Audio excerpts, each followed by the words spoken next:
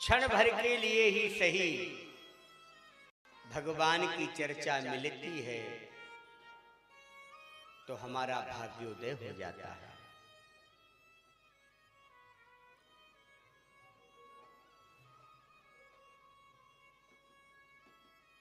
भागवत श्रीमद् भागवतम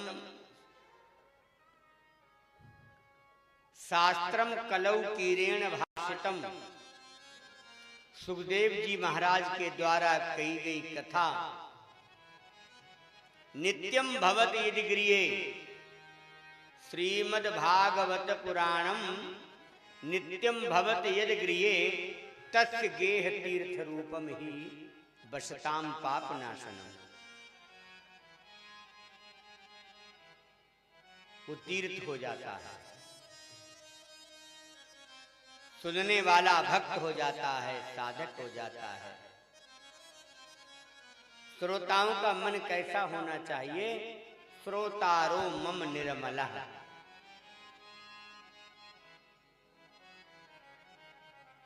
जब हम पढ़ने जाते हैं क्लास में तो एक श्यामपट होता है।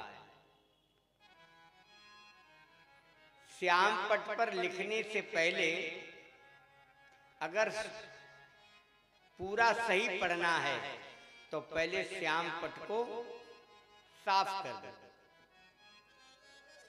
लिखे हुए में लिखने लगोगे तो कुछ पढ़ने में नहीं आएगा, और साफ कर दोगे तो जो लिखोगे वो सब स्पष्ट समझ में आएगा। इसी तरह से आध्यात्म क्लास है ये। भगवान की कथा क्या है? भगवान की ओर जाने का मार्ग है। जब यहाँ बैठो तो हृदय रूपी श्यामपट को बिल्कुल निर्मल कर दो, और फिर जो अंकित होगा वो समझने में भी आएगा और पढ़ने में भी आएगा।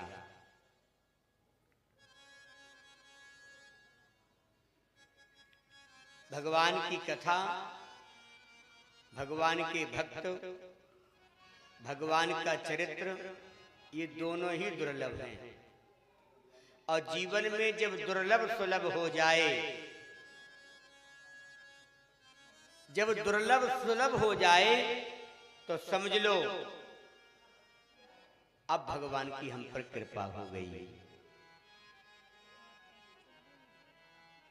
और दुर्लभ सुलभ कैसे होगा? दुर्लभ सुलभ जब भी हो तो भगवान की कृपा का ही प्रसाद होता है।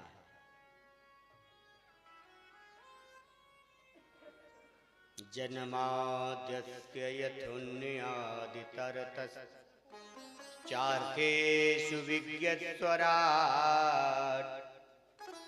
तेने ब्रह्म हृदादि कवये मुह्यन्ते यत्सूरयः। तेजो वारिमृदां यथा विनिमयो यत्र सर्गो मृषा, धाम्ना स्वेन सदा निरस्तगुहकम् सत्यं परम धीमहि, सत्यं परम धीमहि। ध्यान किसका करना चाहिए? सत्य का। असत्य का ध्यान करके देखो क्या मिलेगा। क्या देखा? किसका ध्यान किया? कुछ नहीं आया। और सत्य का ध्यान करोगे, क्योंकि सत्य न दूसर धर्मो समाना, सत्य न दूसर धर्म समाना।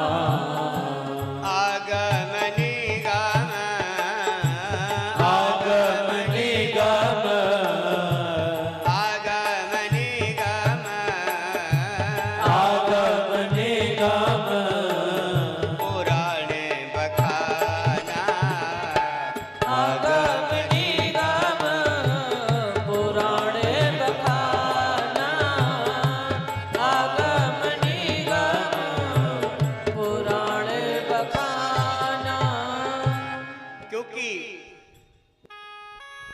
वेद शास्त्र पुराण सब एक ही बात कहते हैं, सत्य से बड़ा कोई धर्म नहीं है, इसलिए सत्यम वद, सत्य बोलो।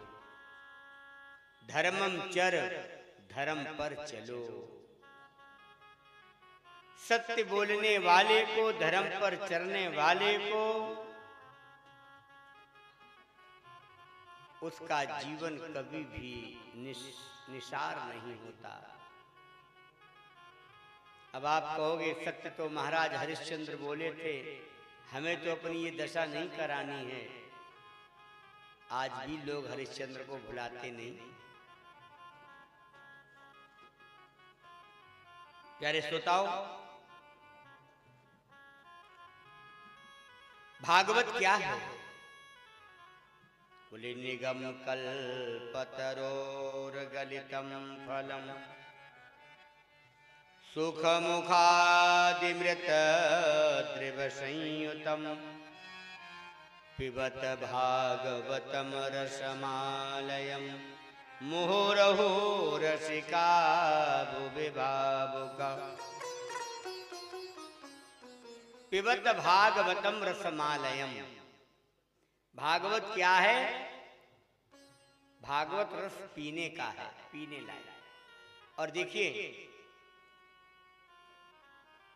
जो चीज मुख से पी जाती है वो नष्ट हो जाती है, वो शरीर से बाहर गंदी होकर निकल जाती है। इसलिए भागवत को मुख से नहीं पीना है। कहां से पीना है? बोले भागवत कर्ण रसायनम, इसे कानों से पी लीजिए। अच्छा, कान से जो चीज पी जाती है वो बाहर नहीं निकलती है। कान में कोई शब्द पड़े और कहाँ लगता है जाके? दिल पर लगता है। क्या कहते हैं? तूने तो ऐसी बात कह दी मेरे दिल पर लगी जाके। तो कथा कैसे सुनिए? कानों से सुनिए और कानों का संबंध हृदय से बना दीजिए, फिर ये कभी तुम्हारे अंतर से बाहर नहीं जाएगी। पिबत भागवतम रसमालयम मुहुर्हु रसिका भुवि भावुका। भावुक लोग इसे कैसे पीते हैं? जब तक जीते हैं तब तक पीते हैं। कथा सुनने का मतलब ये नहीं है कि अभी पिछली बार तो कथा सुनी थी, अब क्या फिर सुनना पड़ेगा। धन्य घड़ी जब होए सत्संगा,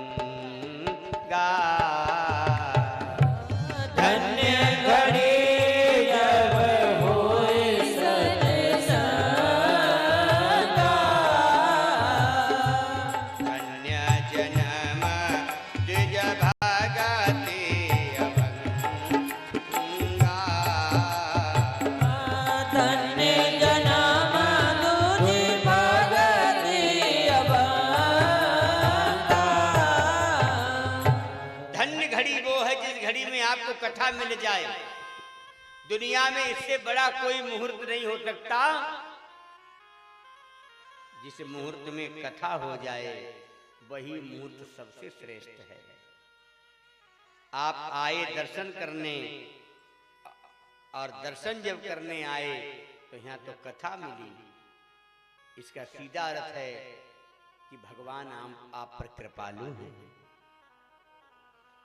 और कथा में बैठने का समय भी मिल जाए, भगवान की कृपा हो जाए, तो समझ लो भगवान की छत्र छाया में आपका जीवन यापन हो रहा है। प्यारे श्रोताओ, कहते हैं कथा आती है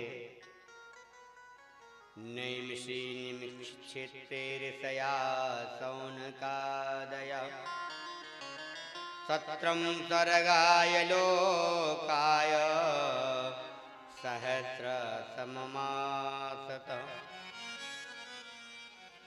नैमिषारण्य में 88,000 ऋषियों के समूह को सूत जी महाराज कथा सुना रहे हैं और 88,000 ऋषि कथा सुन रहे हैं।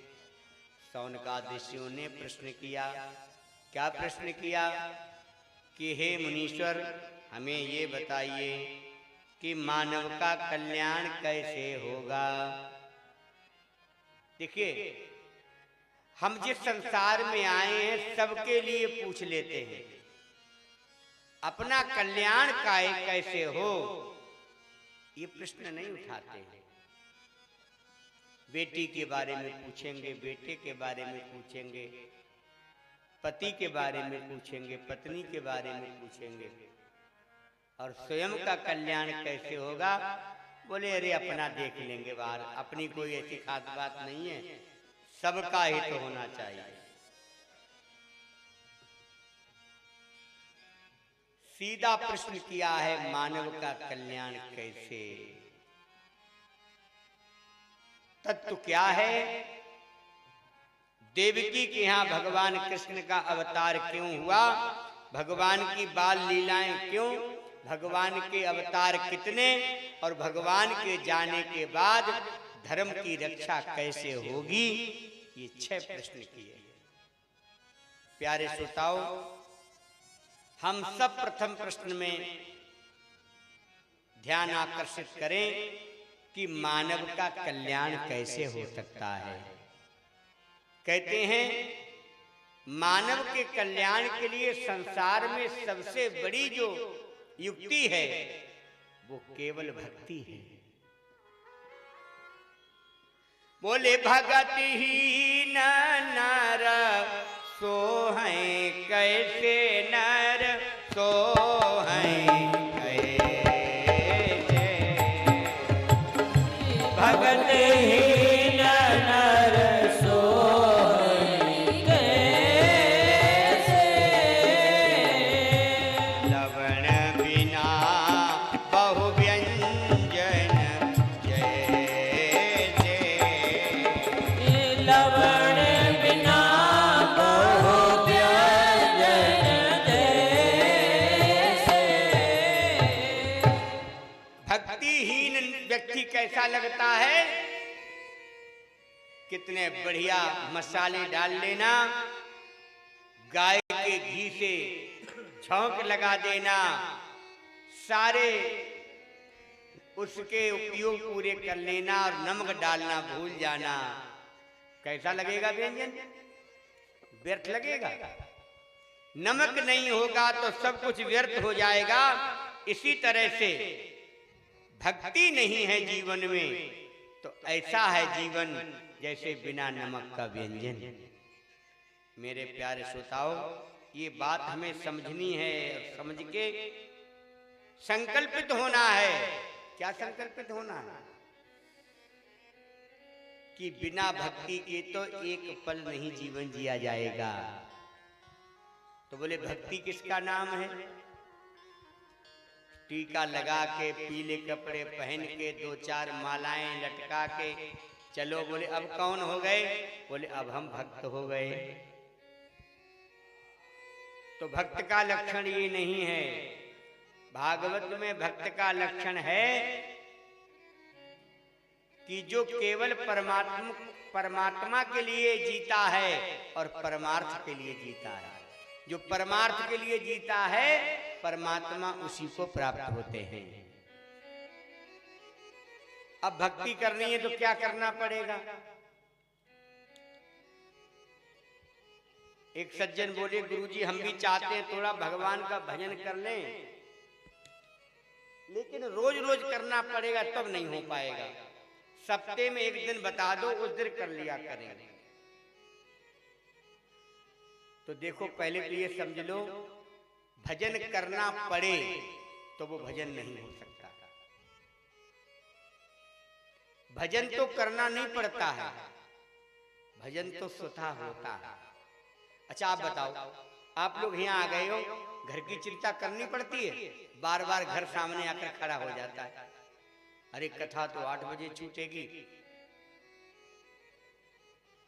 घर में कोई आया होगा, लौट जाएगा, या जिससे आप बहुत स्नेह करते हैं वो बार बार आपके संज्ञान में आ जाता है, उसका ध्यान मत करो फिर भी बार बार सामने आकर खड़ा हो जाता है। तो जिससे आप प्रेम करते हैं उसको याद करना पड़ता है, भुलाना चाहते हैं फिर भी वो याद आता है। ऐसे ही भजन करना नहीं पड़ता है, भजन तो स्वतः होता है। करना क्या पड़ता है? आपको जीवन में भजन के मार्ग पर चलना पड़ता है। वो मार्ग क्या है? वही भक्ति है। तो भक्ति कैसे करी जाए? भक्ति में कोई वस्तु लेनी पड़ेगी? बोले नहीं। भक्ति किसे कहते हैं? बोले भक्ति कहते हैं, भक्ति में 3 सूत्र हैं। पहला सूत्र क्या, आप ध्यान से सुनना, नहीं तो आप भक्ति नहीं समझोगे तो भगवान आपको कुछ नहीं समझेंगे। पहला भक्ति का सूत्र है संबंध।